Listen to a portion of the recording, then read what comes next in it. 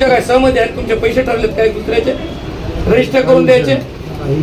मग विषय तिथपर्यंत गेलेला कसं नाही साहेब? इथं कपडे फाडून तुम्ही आता मुंडी कापायची बात होती की आहे का साहेब? माझ्यापर्यंत तो विषय जवाबापर्यंत आला नाही. तुमच्या इथं अंगठे लागायचे बाकी होते. मी पी आय साहेबांशी चर्चा केली. अंगठे साहेबांचे कालही आले आता रोजच येणार आहेत तुमच्याकडे. बरोबर. तुमचं नाव साहेब? आपलं नाव पूर्ण नाव सांगा साहेब. राजेश्वर मोकाटे साहेब. साहेब, आपण एक कर्तव्यदक्ष अधिकारी आहात, जबाबदार व्यक्ती आहात. तुम्ही प्रशासकीय अधिकारी म्हणून काम करायला लागले.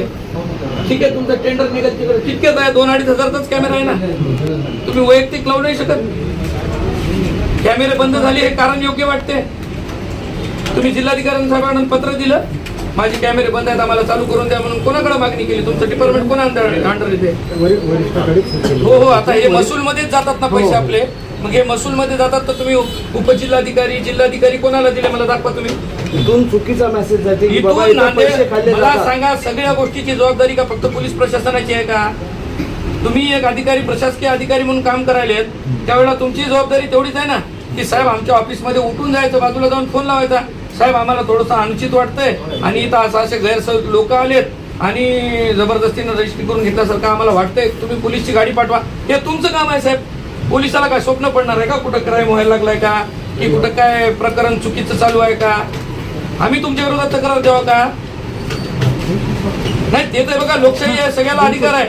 पण हे तुम्हाला योग्य वाटते का की तुमच्या ऑफिसमध्ये येऊन काही जबरदस्तीने रजिस्टर होतात, रजिस्टर करून घेतल्या जातात? हे योग्य आहे का मला सांगा? मी तुम्हाला एकच सांगतो की तो विषय साहेब, रजिस्ट्री ऑफिसचा व्हिडिओ व्हायरल झालाय. महसूल हे बघा सर, ऐका, याच्यामध्ये महसूल प्रशासनाची बदनामी आहे, जिल्हाधिकाऱ्याची बदनामी आहे, नांदेड शहराची बदनामी आहे, नांदेड शहरात राहणाऱ्या प्रत्येक व्यक्तीची बदनामी आहे. जर परराज्यातून आपल्या राज्यात कोणी येत असेल आणि तो असुरक्षित होत असेल तर याला जबाबदार कोण? सर्वप्रथम तुम्ही आहात साहेब.